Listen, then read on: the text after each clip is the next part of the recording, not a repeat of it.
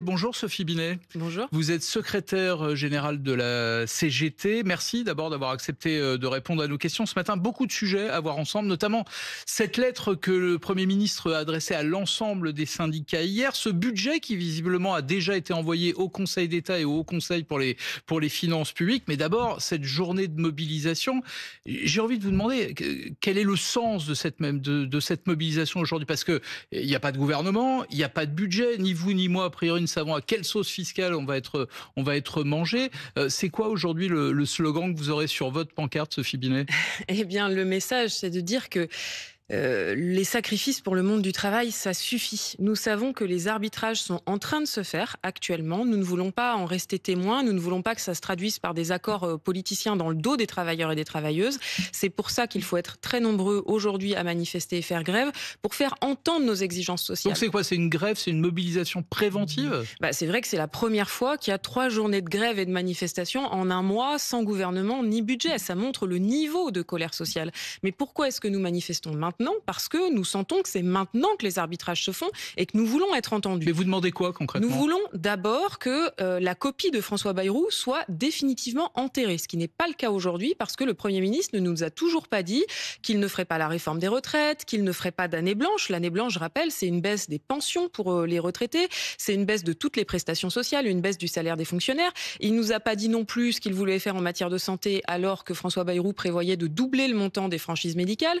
Il ne nous a pas dit ce qu'il souhaitait faire sur les services publics alors que le budget précédent prévoyait de supprimer 3000 postes de fonctionnaires. Donc nous voulons que tout ça soit envoyé à la poubelle. C'est normal d'ailleurs le fait que le budget soit envoyé au Conseil d'État et même au Haut Conseil des finances publiques et que les organisations syndicales avec qui il dit vouloir négocier ne connaissent toujours pas le contenu de ce budget? Je trouve que c'est un peu choquant, oui, qu'ils nous disent que les arbitrages sont pas faits alors qu'on sait très bien que le budget il est écrit et qu'il l'a envoyé au Conseil des finances publiques. La moindre des choses, ça aurait été de nous dire les choses.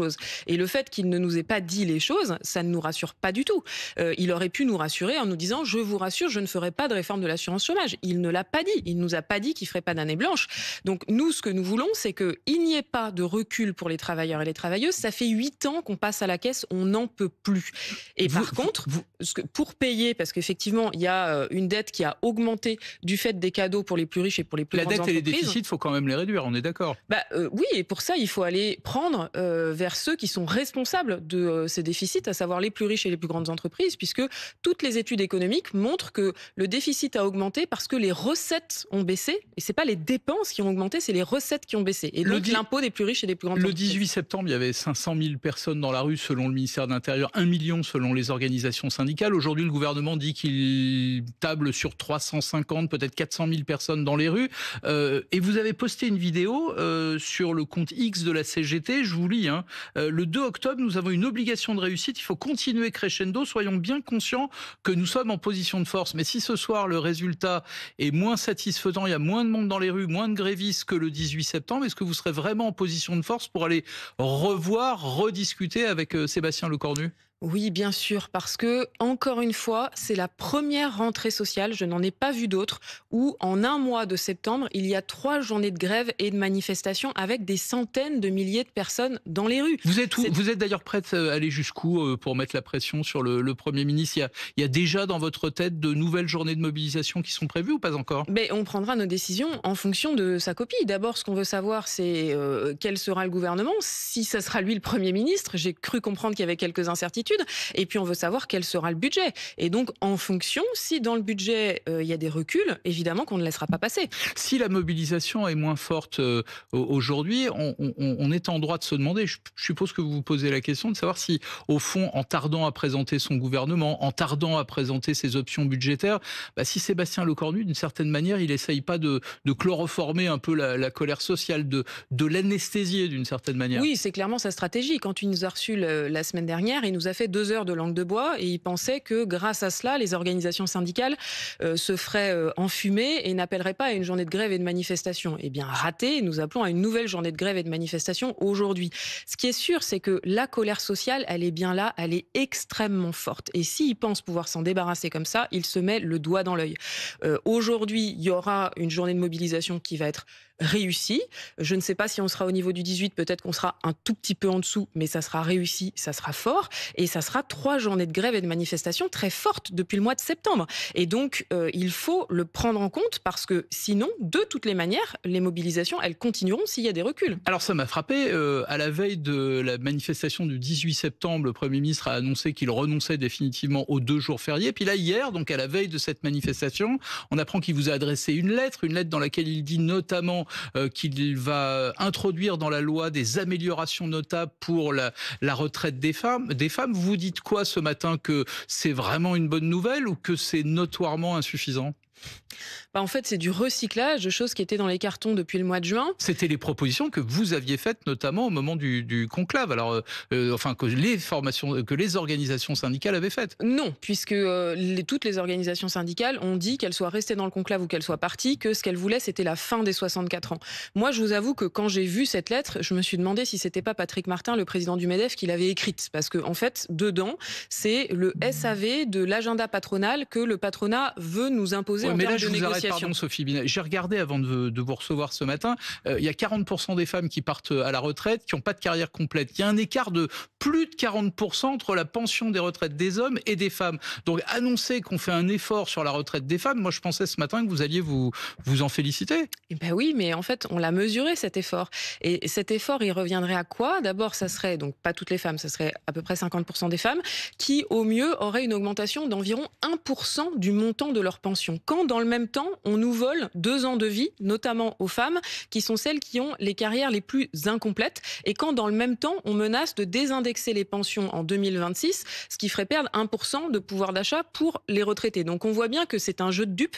On fait comme si on nous donnait une chose d'une main, alors qu'on nous en retire beaucoup plus de l'autre. Le sujet sur les retraites, il est clair, nous l'avons dit, nous le martelons, il faut revenir sur les 64 ans, il faut abroger cette réforme des retraites. Alors vous n'êtes pas tous d'accord entre vous, hein. Vous dites abrogation, l'intersyndicale dit abandon, je crois que la CFDT dit suspension. Vous êtes au clair d'ailleurs entre vous sur ce sujet? Oui, ce qui rassemble les organisations syndicales, c'est de dire qu'il faut abandonner les 64 ans et donc que ce n'est pas des mesures cosmétiques. Donc ces manifs, c'est un peu le match retour des manifs anti-retraite il y a 18 mois? Évidemment que la situation du pays, elle est directement déterminée par ce qui s'est passé pendant la mobilisation contre les retraites. On l'avait dit, le fait qu'Emmanuel Macron passe en force, il le payerait par une profonde crise démocratique. On est dedans, et si Emmanuel Macron persiste et refuse de changer de politique, cette crise démocratique va se transformer en crise de régime. Personne n'a raison seul contre tous, il faut qu'il écoute le pays et qu'il respecte la démocratie. Dans la lettre qu'il vous a adressée, il parle de la retraite des femmes, mais il dit qu'il est ouvert sur l'assurance chômage, il vous tend la main sur la protection sociale, il dit qu'il veut favoriser le dialogue social. Je vous pose la question, je suis un peu taquin ce matin, mais le Cornu, à vos yeux, c'est mieux que Bayrou? Là, à ce stade, il nous en a pas fait la preuve du tout. À ce stade, il nous a pas... Donc Bayrou et le Cornu, pour vous, c'est pareil? Pour l'instant, c'est le clone de Bayrou. Et pour l'instant, il n'a pas coupé le cordon avec le président de la République et avec le patronat. C'est ça le problème. On a besoin d'un Premier ministre qui réponde aux attentes des travailleurs et des travailleuses. On attend autre chose d'un Premier ministre, qu'il nous recycle ce sur quoi le patronat veut nous faire négocier. Et en matière de protection sociale, par exemple, dans le courrier, ça ne va pas du tout, puisque ce qu'il nous explique, c'est qu'il faut faire baisser les cotisations sociales qui financent notre protection sociale et notre sécu.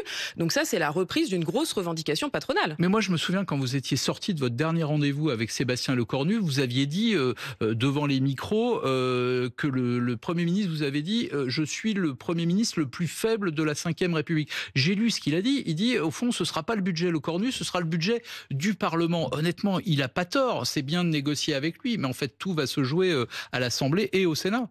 Oui, sauf qu'il est quand même Premier ministre, donc il a quelques petites prérogatives. Sa première prérogative, c'est de faire une copie initiale. Et donc nous, on veut savoir ce qu'il y aura dans la copie initiale et ce qu'il va porter. Sa deuxième prérogative, c'est que c'est lui qui donne l'avis du gouvernement sur les amendements et c'est lui qui peut bloquer des amendements. Jusque-là, le gouvernement a toujours bloqué tous les amendements visant à abroger la réforme des retraites, par exemple. Donc là-dessus, il faut qu'il s'exprime. Est-ce qu'enfin, il va laisser le Parlement jouer son rôle démocratique et abroger la réforme des retraites, sachant sachant qu'il y a une large majorité de députés qui sont pour l'abrogation de la réforme des retraites. Ah oui, il a déjà commencé à faire des choix, puisqu'il a dit il n'y aura pas de taxe Zuckman, hein, cette taxe sur les hauts patrimoines. Il n'y aura pas de retour de l'ISF, de l'impôt sur la fortune, tel qu'on l'a connu avant. Est-ce que vous êtes prêt à accepter des alternatives? Il y a un certain nombre d'idées qui commencent à émerger dans le débat. Est-ce que c'est la taxe Zuckman et rien d'autre pour vous, ou est-ce que vous êtes prête à réfléchir à d'autres façons de faire contribuer les plus riches à l'effort national? Ce que nous voulons, c'est une taxe qui permette enfin vraiment de faire contribuer les patrimoines et les plus riches à l'effort national, sachant que ça fait des années quand même que on nous a vendu des mesures qui au final n'ont rien rapporté parce qu'elles étaient faites pour ne rien rapporter. Les promoteurs de la taxe Zuckman disaient ça peut rapporter jusqu'à 15-20 milliards peut-être. Oui. Donc en fait, ce qui vous intéresse, vous, c'est pas la taxe Zuckman en tant que telle, c'est qu'on puisse prélever 15 ou 20 milliards, c'est ça, c'est le montant en fait? Exactement, c'est le montant qui nous intéresse, sachant que 20 milliards, c'est le minimum. En fait, le gouvernement nous dit qu'il recherche 40 milliards. Pour nous, ces 40 milliards doivent être trouvés en mettant à contribution les plus riches et les plus grandes entreprises. Pourquoi? Parce que Emmanuel Macron a baissé leur fiscalité de 40 à 50 milliards chaque année. Donc c'est pour ça qu'on est dans cette situation de déficit. C'est là qu'il faut aller chercher pour rééquilibrer les comptes. Nous avons une autre proposition dont M. Lecornu ne parle jamais, c'est de travailler sur les aides publiques aux entreprises. 211 milliards d'euros chaque année qui sont consentis sans condition ni contrepartie. Le Haut Commissariat au Plan dit 100 milliards. Donc il y a déjà un débat sur les chiffres. Oui, qu'est-ce que vous voulez? En gros, des conditions sur les aides accordées aux entreprises? Déjà, qu'elles soient remises à plat. C'est le plus gros budget de l'État. C'est 4 fois le budget de l'éducation nationale. C'est colossal. Et aujourd'hui, ces aides publiques, elles vont nourrir des entreprises qui licencient et qui délocalisent. C'est quand même pas normal. C'est l'argent de nos impôts. Sébastien Lecornu dit aussi qu'il veut rapprocher, si j'ai bien compris, le salaire brut du salaire net. A priori, c'est en supprimant la CSG. D'abord, est-ce que c'est une idée avec laquelle que vous pouvez partager? Et surtout, par quoi on la remplace?